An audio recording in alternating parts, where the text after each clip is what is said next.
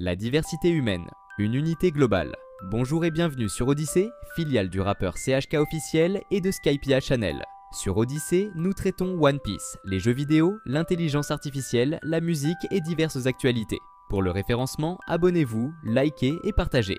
Les humains, bien que différents en apparence et ayant des adaptations génétiques spécifiques à leurs environnements respectifs, appartiennent tous à la même espèce humaine, Homo sapiens. Cette unité permet à toutes les populations humaines de se reproduire entre elles. Voici pourquoi. 1. Même espèce. Tous les humains appartiennent à la même espèce avec le même nombre de chromosomes, 46 ou 23 paires. Cette compatibilité chromosomique est essentielle pour la reproduction. Petit 2. Origine commune. Les différences génétiques entre les populations humaines sont relativement récentes et superficielles. Tous les humains modernes descendent d'un groupe ancestral commun qui vivait en Afrique il y a environ 200 000 à 300 000 ans. Petit 3. La diversité génétique limitée. Comparée à la diversité génétique des populations animales, la diversité génétique humaine est relativement faible, facilitant la reproduction entre individus de différentes origines ethniques. 5.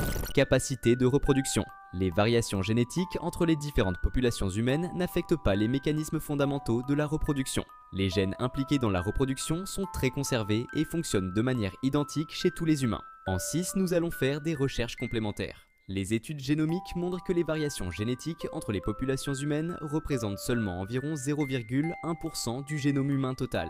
Cette faible diversité génétique indique que les populations humaines ont subi des goulots d'étranglement évolutifs, réduisant la variation génétique. Par ailleurs, les migrations humaines, les échanges culturels et le métissage à travers l'histoire ont renforcé cette uniformité génétique. Les travaux de recherche en génétique des populations montrent également que la plupart des différences observables entre les populations humaines, comme la couleur de la peau, la forme des yeux, etc., sont des adaptations superficielles à des environnements spécifiques. Ces adaptations n'affectent pas la capacité des individus à se reproduire. En conclusion, en résumé, malgré les différences apparentes, les Africains, les Asiatiques, les Européens, les Américains et toutes les autres populations humaines partagent suffisamment de similitudes génétiques pour permettre une reproduction viable, illustrant l'unité de l'espèce humaine à travers la diversité. Merci et à une prochaine vidéo.